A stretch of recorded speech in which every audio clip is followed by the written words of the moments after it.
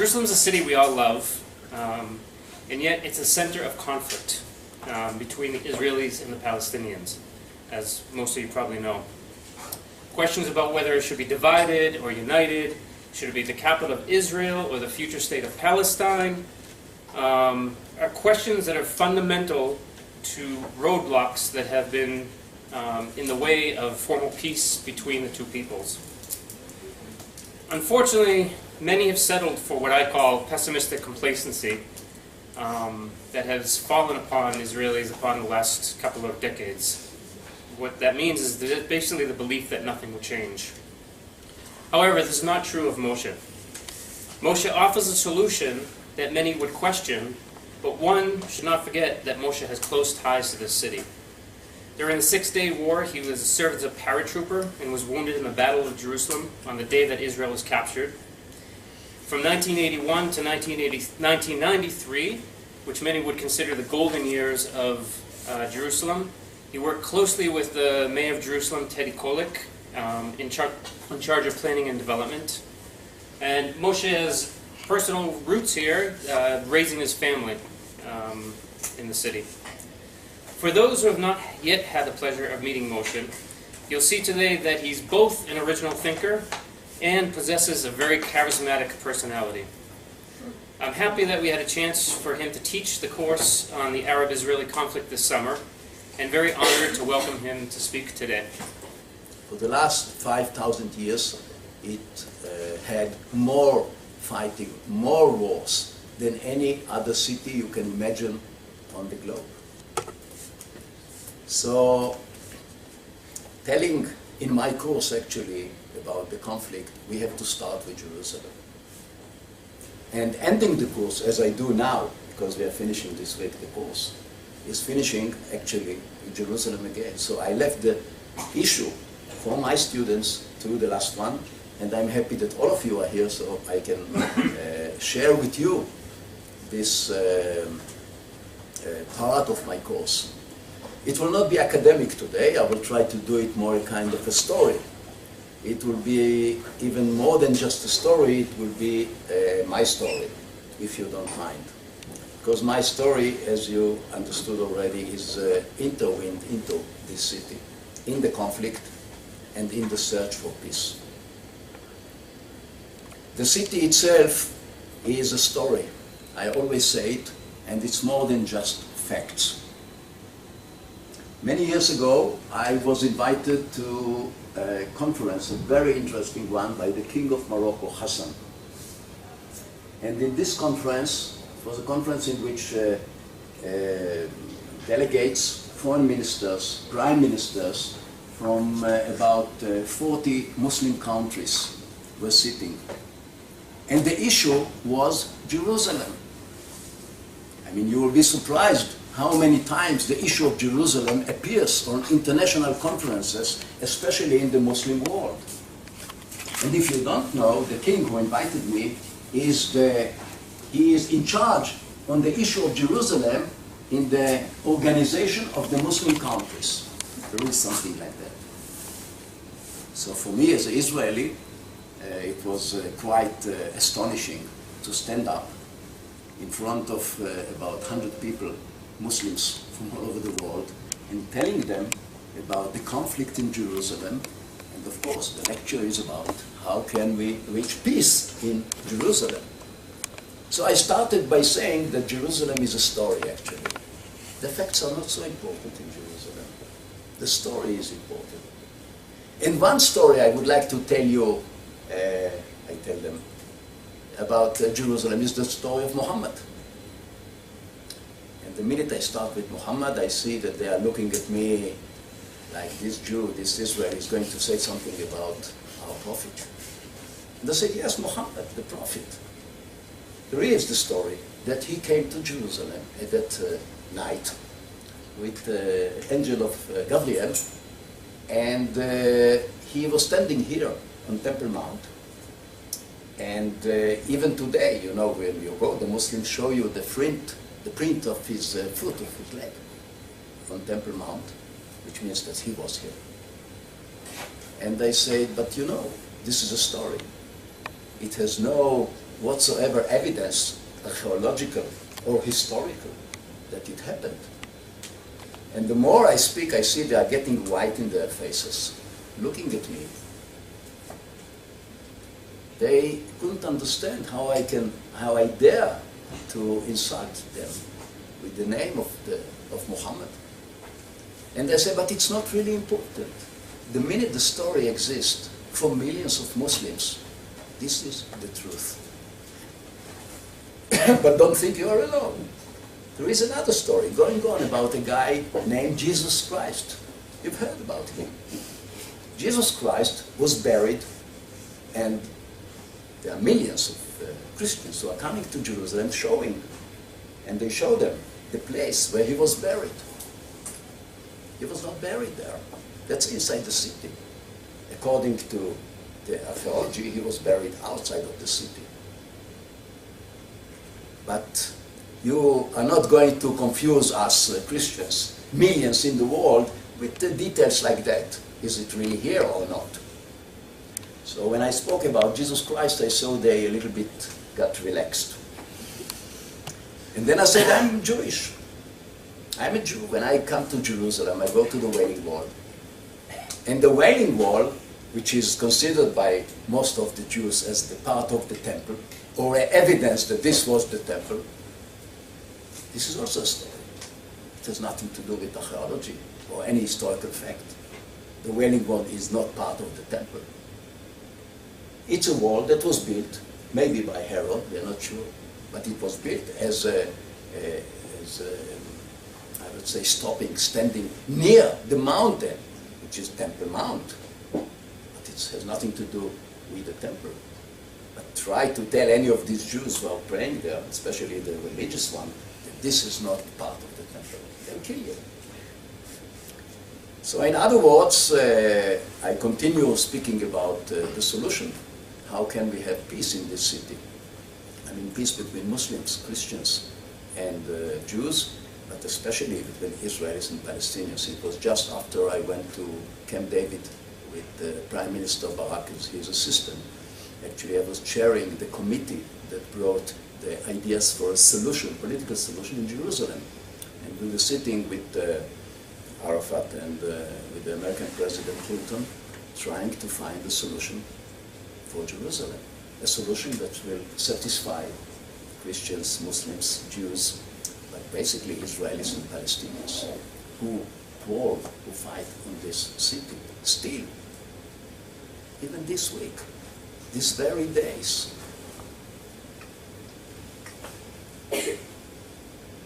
So if Jerusalem is a story, but it is a kind of a holy story, it's a story that touches everybody.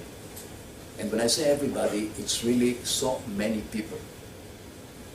I met once with a Muslim leader. He was a former president in Indonesia. And he said to me, you know, Moshe, when I see your soldiers on Temple Mount hitting the Muslims who came to pray, I feel that they hit me. I said, yeah, you know, it's political, it's demonstrations. He said, but this is my place. This is the place of Muhammad. He's from Indonesia. 200 million people in Indonesia, Muslims, care about that mountain here. I mean, these are things that, you know, at the moment I was surprised how many people are really involved in this conflict. But coming back to my lecture, because it's part of my lecture, Jerusalem was always and will be the focus of the Israeli-Palestinian, Israeli-Arab, Israeli-Muslim conflict.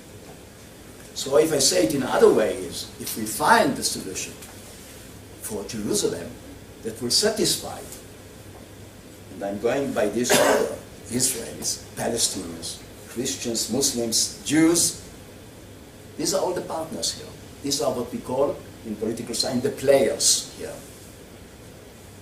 And there is also another player here that very few speak about. I'll tell you about this player. When I was with my Prime Minister Barak at Camp David, he said to me, Moshe, You are a professor, political science. Bring me all the places in the world in which we can take a kind of analysis and see what can be adopted here in Jerusalem. Belfast, this, I mean, we have enough troubled cities in the world. Bring me a kind of example. I say, Mr. Prime Minister, I can't bring you, because there is no place in the world or any city, and there are divided cities, as you know, Cyprus, I went to Cyprus, it's divided. More divided than Jerusalem. But Mr. Prime Minister, this city has what we call in political science an actor. You know, we have actors. One actor that because of him, it makes it so different from all the other cities. Who is this actor, said to me the Prime Minister? God, Elohim in Hebrew, Allah in Arabic. He is an actor here. He plays a role here.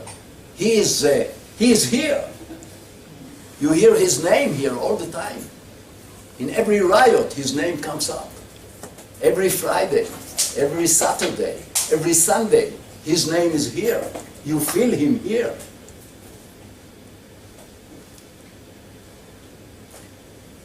My children, they left Jerusalem. I mean, nothing new. There are many Israelis who leave Jerusalem in the last 20 years. They go to Tel Aviv. Not far, 60 kilometers from here. And they say to me, you know, Tel Aviv, that's another world, it's another country. Tel Aviv is Israel, Jerusalem is in Asia, and Tel Aviv, we're in Europe. And I say, yes, of course, in Tel Aviv you live. But we have a saying, in Jerusalem we know why we live. And the conflict goes on, even today. So I would come to the very sources of the conflict, which is religion. But it's not only religion. It has, of course, other elements, aspects that I will speak about. But basically, it's religion. And in the name of Jerusalem, we have here the fighting between the Muslim world and Israel. When we started the course, I told my student that everything started in the beginning of Zionism. What is Zionism? It's Zion. Where is Zion? Zion is the mountain here, Jerusalem. We Zionists, in the history, we had all kinds of opportunities to go to all kinds of places. Starting with Uganda and many other places that were offered us in the 19th century, 20th century. Maybe we'll have our country there. It's a new country anyway. And we say Zion, only Israel. This is the only place. Why? Because here was the temple for our forefathers. I always tell this very personal story. When I was a child, a very small one, my parents, refugees from Europe, went to Marseille after they were in Russia in the war to take a boat to Israel, Palestine. And I mean, I was 2 years old, I don't remember it, but it was the story my mother tells me and my father approves. They were quarreling where to go. My father said to my mother, let's go to America. In Yiddish, the Golden Medina, the land of honey, of gold. Let's go have business there, because, you know, he started already in Germany with business, and he was into making business, making money. My mother, who always said the last word in my family, said, no way, we are going to Palestine, to Jerusalem. After we have been here in Europe, this is the only place I go. You can go alone to New York. I'm going to Jerusalem. Of course he went with her. That's why I'm here. Otherwise I would be a teacher in New York University. I'm telling you the story because only through these stories you will understand the importance of Jerusalem in the conflict. Now when we went to Camp David, when I prepared, I had a committee to prepare the issue of Jerusalem. You know, we have certain issues in this conflict. It starts with simple things like water, and then it goes to more complicated settlements, and then borders, and then refugees. And then we have this small problem, Jerusalem. So I was in charge of this small problem, Jerusalem. And the question was, what kind of compromise can we have, we, Israelis and Palestinians, in this city, which is a united city, one city, that has 1/3 of it, population, Palestinians. And we were talking about it before we went there, and I say to the Prime Minister, you know, Mr. Barak, we will have to prepare the whole issue of Jerusalem, because in my opinion, that's the most important issue and the most difficult one among all the issues that will be put on the table in Camp David. And he said, yes, you prepare everything, but I don't want you to write anything. I mean, everything will be in your head. You have your team. Bring all these ideas to me. I don't want anything in writing. I said, okay. And then, when we came there, I again and again asked him, maybe we can start with Jerusalem. It's the first issue because it's the most important one. He said, no, this will be the last one. I said, but this is the toughest one, he said. In Hebrew it's called, he said, smoch. Smoch alai. Trust me. I know how to deal with it. And I said, I don't think, Mr. Prime Minister, it will be so easy, because this is the toughest issue in this conflict. And he said, why do you say it? We have much more difficult issues. We have the issue of refugees. And we will have to find a solution to a problem that I still really don't know how we are going to do it. I mean, it's not only a symbolic issue, the refugees. It's a practical one. We will have to agree to a number, maybe a small number. But Jerusalem is very easy. He said, you think it's easy?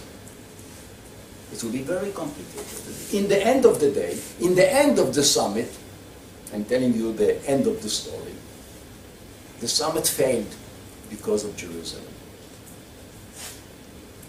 Actually, not because of Jerusalem, it's because of the old city. Actually, it's not the old city, it failed because of a very small, tiny place called Temple Mount. What will be the solution on Temple Mount? This mountain that has nothing on it, no strategic importance, no oil there, nothing there. This mountain is the symbol. And I say to the Prime Minister, this is a very important symbol for the partner we are going to meet, Arafat. This is for him, that's their story, not history, story. He said, what story? I said, the story of Islam, the story of the Palestinians. He said, what do you mean? He said, I'll tell you a story about a meeting I had with Arafat some years ago. And in this meeting, he told me that we were speaking about history. You know, we started already when you go to these guys, it's very good to start with stories, jokes. And then we go to the practical issues. So in this meeting, he asked me, who is your hero when you were young?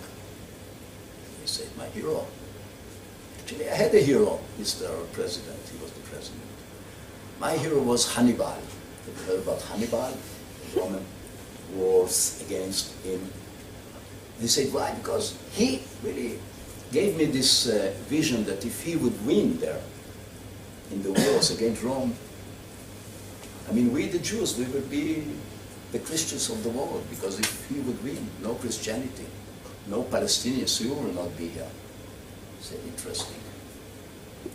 And I also have a historical leader,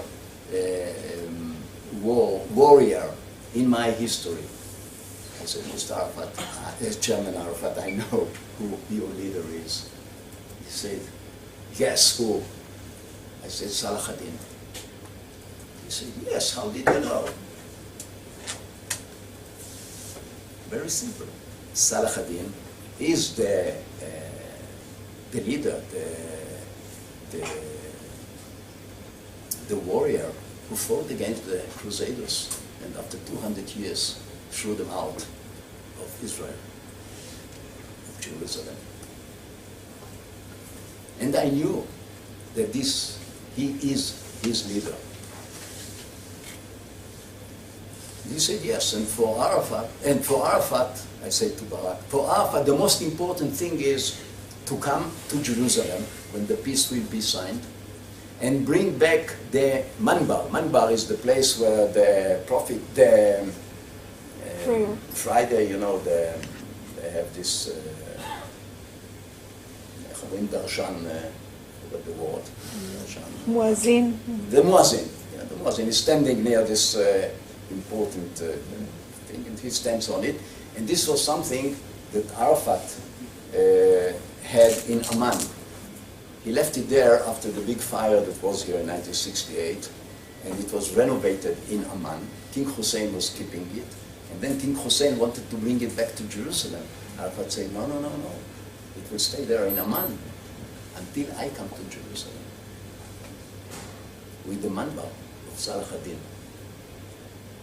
So I was telling all this, my Prime Minister, and I asked him, so what do you think? Don't worry, it will be okay. We will overcome all these stupidities. We are going now to have peace. And in the end of the day, we didn't have peace. And the whole issue fell because of Jerusalem, because Temple Mount. Because the question was, whose flag will be on Temple Mount? I mean, there is no place on earth that doesn't have sovereignty. So what sovereignty will be on Temple Mount? And the issue of whose flag will be on Temple Mount took, I would say, about a third of the time in these 10 days that we were there in Camp David. Which flag should be? Flag is sovereignty. And in the end, Clinton came with the idea that let's leave sovereignty in a kind of a vague way, or let's split it. I mean, you Palestinians, you will have your flag on the mosque up there, and sovereignty. And you Israelis, you will have your flag and sovereignty down there, you know, the Wailing Wall. Arafat, of course, said no. The whole mountain is one mountain. And I know the Jews. The minute they will have down sovereignty, they will dig a tunnel going up. Because actually what they want is to destroy our mosque. He was very serious about it. And Clinton was standing astonished. He didn't know what to do with it. I mean, he had not been in this kind of conversations. Now, one word about Clinton. I must tell you, he was really, and I call him like that because, you know, my book, I'll come to my book in a moment, is about, it's about the syndrome, Jerusalem syndrome. And I told you a little bit about the Jerusalem syndrome when I was speaking about Arafat. He had this syndrome. The syndrome that believes that he is designed by God to do something here and save the honor, the fame, the city. And Barak too. Barak said to me once, Moshe, I can't give up on Temple Mount. That's the holiest of the holiest places for us. And I said to the Prime Minister, but you, Ehud, you're a kibbutznik. You've never been to a synagogue. You become religious now, here? He He said, no, no, it's not religion, it's just that this is the place that proofs are holding all over Zion, Jerusalem, Israel. I said, oh my God. He's like Arafat. And then comes Clinton, and I speak with Clinton. And he knew every, I wouldn't say every street, but almost every street in the old city, because we had to deal with the old city. And I saw how he was so emotionally about the city that I can tell you, these three guys, they were really into the syndrome. And when this is the scenario, I mean, you will not be surprised that we couldn't reach a solution in Jerusalem. If we couldn't reach a solution in Jerusalem, we couldn't reach a solution between us and the Palestinians. So here we have the background to my book. I mean, when I came back from Camp David, I said, okay, so peace I can't bring, but at least I have a book out of it. So that's the book. I wrote the book in order to try and explain what happened to us Israelis. I mean, basically it's in Hebrew for Israelis, but it was translated also to English. What happened to us Israelis with Jerusalem, part of it I just told you in my introduction, but what happened to us is that we, in 1967, we got this euphoric time. We believed that God is with us. I believed that God is with me, because I was fighting here as a paratrooper. And all of us, we were in this feeling that now, this is the time where history tells us that we have to liberate Jerusalem, put our sovereignty over the city, and be here forever. This is how I felt that time. And through these feelings that this is Jerusalem, we started to rule Jerusalem. And we are ruling, I mean municipality, Israeli municipality, that I was part of it. I was working with the college many years here. The government, we thought Jerusalem, liberated Jerusalem, will be handled from now on as an Israeli city. And we put a list of national targets that we say we are going to achieve them in the next few years. And the book is actually a disappointment of me as an Israeli Jerusalemite, Israeli who is part of the process that is going on, because I was working with Teddy Kollek in the city. And the disappointment is that actually no one of the national targets that were put by the Israeli government in 1967 was achieved. I mean, I analyze in this book all the things that the government decided what they would like to have in Jerusalem, starting from numbers. We didn't want to have only a majority of Jews here. We wanted a big majority here. 51% is also a majority. But we said, no, we have to have 90 to 95%. I have all the documents here. And we put a lot of effort here. We put a lot of money here in this city.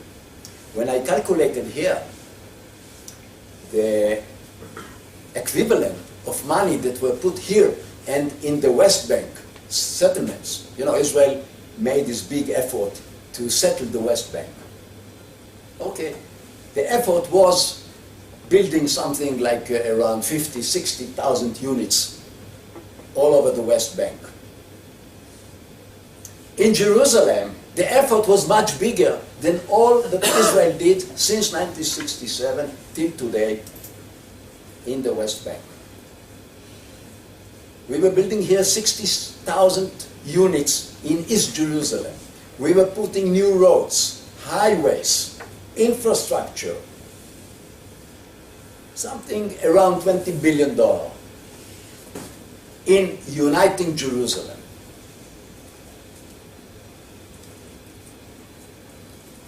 We were sure that in a year or two the Palestinians will accept Israeli citizenship and be Israeli citizens. And we will be very happy. They will be like the Israeli Arabs. You know, we have in Israel, we have the Palestinians who actually in 48, we say to them, from now you're not Palestinians anymore. You are Israelis. Here you have a passport, citizenship, and ID card. And they accepted it. They didn't have a choice in 48. But in 67 they had a choice. The Palestinians didn't accept the Israeli passport, Israeli citizenship. And they say, no, we don't want to be Israeli citizens.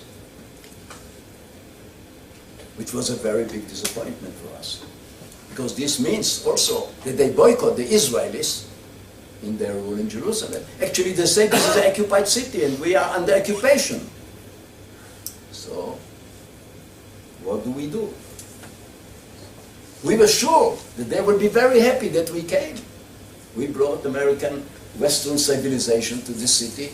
Very soon it will be Tel Aviv. This will be the richest city in the Middle East.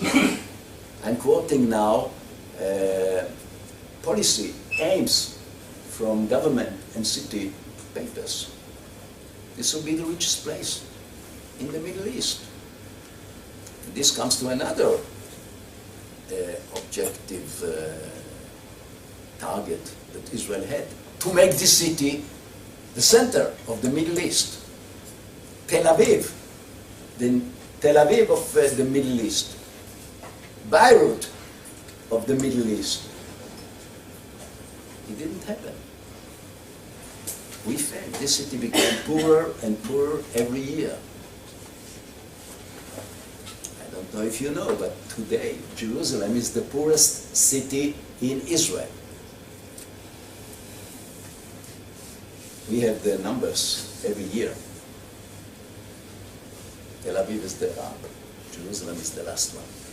Even Bnei Brak, we have a small town, you know, not small, of religious families near Tel Aviv. They are number 48. In 49, Jerusalem, the last one.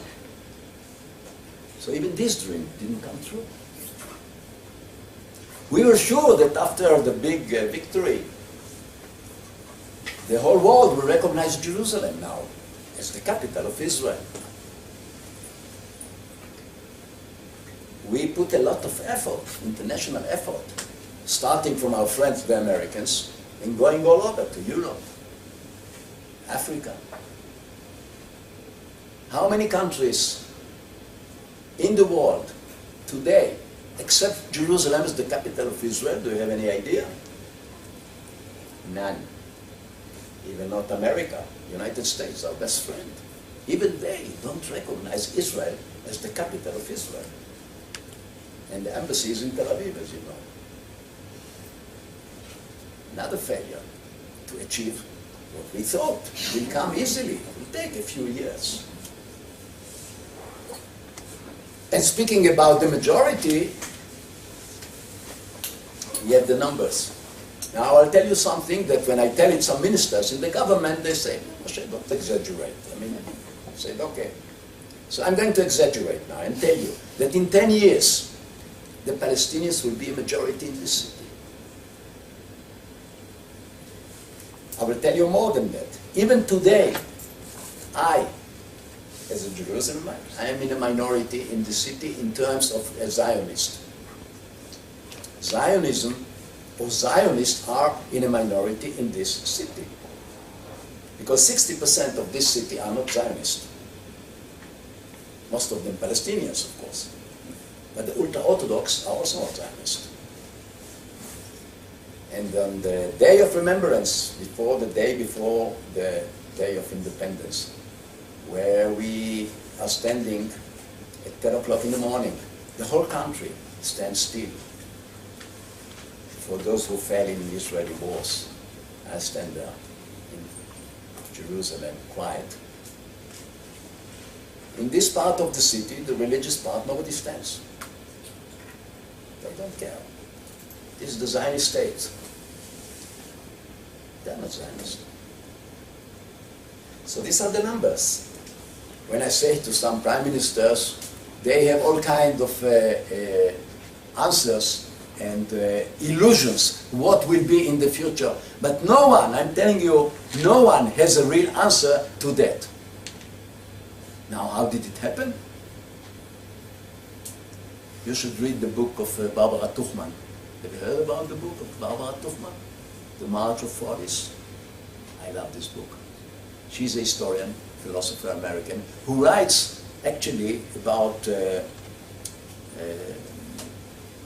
failure of governments, not only the American government in Vietnam. She takes the Vietnam case, but many other governments trying to reach all kinds of targets and fails.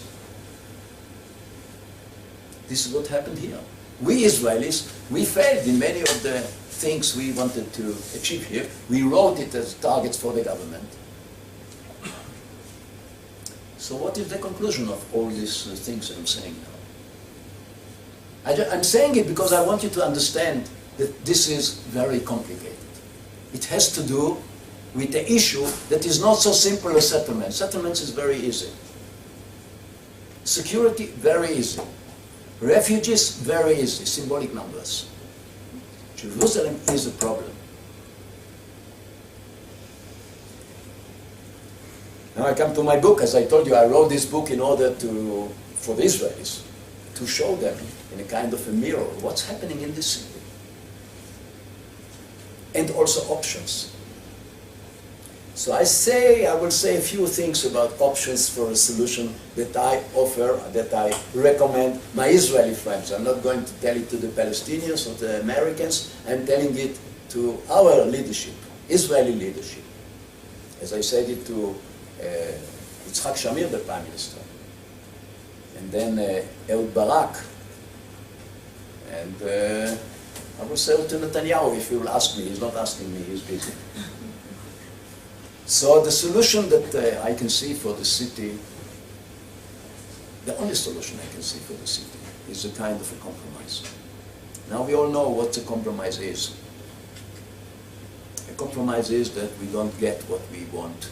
We get part of what we want, and we have to see if we can live with this part of what we want.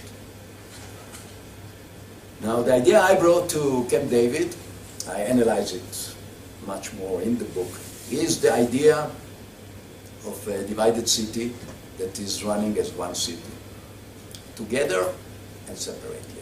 Now you can say, how come? I mean, is it going to be one city or two cities? Both. I won't get into all the elements of what I'm speaking about, but it can be two cities. It is one city. An open city. We don't need a wall. I mean, if we need a wall, that's it. That's not what I'm talking about. Because if we have peace, why do we need a wall? If we have peace with the Palestinians, this wall that you can see here, we can destroy it. We don't need it anymore. So this is about the two cities. But more than that, I think we can have a metropolitan area that is going to be economically the most important one in the Middle East, because it goes from Ramallah in the north to Bethlehem, and from Bet Shemesh to Jericho. Bi-national, we have the same numbers there. And this will be the metropolitan area of Jerusalem. 50-50% Palestinians and Israelis. This will be the center. It will be half an hour, 45 minutes by car from Amman, 45 minutes by car from Tel Aviv. And in the city, we can have things that are together. We don't have to split everything. I brought, for example, an idea that I elaborated into it and brought it to Barak about the airport here, not far. International airport of Jerusalem, El-Quds. That will be with two terminals. We have it in Europe. I don't know who of you in Europe have been to Basel, for instance. They have two terminals. One, you go to the airport of the international airport of Basel. You go to the left, you go to France, and the right to Switzerland, you know. And you have two different police that are checking you. We can have it here in Jerusalem. And many other things. I'm not going into the whole plan now. I'm just telling you that it is possible. It looks like a dream. But this is a country of dreamers. The first one who made this mistake, bringing a idea as a dream, was Theodor Herzl. Have you heard about him? I mean, when he was speaking about a country, a state, the Israeli state in the Middle East, it was crazy to think about it. So this is my dream. You don't have to share with me this dream. I mean, Ehud Barak didn't share with me this dream. Netanyahu wouldn't like it either. But you have to have a dream. And you have to have a way in which these two people, Palestinians and Israelis basically, but also Christians and Jews and Muslims, can live together in one city, which is so important for them. And we don't want to cut it into two. And I will end with a story, another story, which a meeting I had many years ago with a Palestinian, I don't think any one of you knows the name, Khaled El-Hassan. If you look for this name, he is like the Theodor Herzl of the Palestinian movement. He brought the ideas of Palestinian movement in the 50s, 60s. He is the father of the Fatah. Arafat is a student. And I had a meeting with him when we spoke about Jerusalem. And he said, Moshe, I know that you are like the Israelis who's very, very strange, speaking about one city. Can you explain me this thing with one city? So I told him what I just told you. And he said, you know, Moshe, I don't think if all the Palestinians think like me, but I think it's a brilliant idea. I'm with you. I don't want to share this city unless it's one city. It can be politically divided. And you know, Moshe, we have a saying in Arabic about this pearl, a special pearl that the king has. And somebody says to him, let's cut it into two, so we will have two. Say the king, no. This pearl is unique. It's the only one in the world. The minute I cut it, it's not anymore unique. The minute we will split Jerusalem, it's not Jerusalem anymore. It's nothing unique here. It's not interesting. So the question is, if this dream I have can be realized, but we don't know if we can solve the problem, the other problems. Small problem like we have now in Gaza with the Hamas. Hamas is not ready to split the city. They want this city. The Hamas says, we don't want the Jews here. I mean, they're ready to have the Jews here, not as Israel, not the state of Israel. So we are in a very, very difficult neighborhood in this area here, with Palestinians who don't want anything to do with the Israelis. But we have some Israelis who have the same ideas. They don't want to have anything with Palestinians. They don't think Palestinians deserve a state. So we have extremists on all sides. But basically, after this very pessimistic lecture of mine, I would like to say a few words to cheer you up a little bit. So I'm optimistic. I believe we can and we will have peace in the Middle East.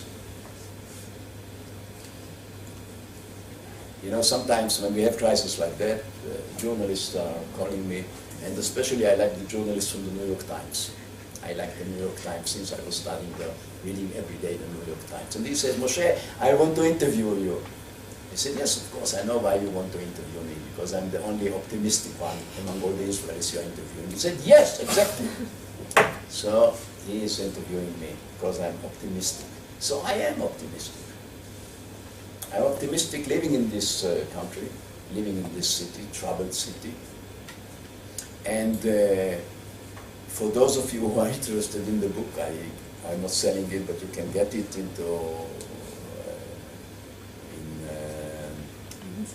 in Amazon. I don't remember the number, but through Amazon they sell this book. And the book is actually a personal story, as I told you right now. with a lot of stories, but with very hard facts about what happened in Jerusalem and why is it a conflict and why is it in the center of the conflict.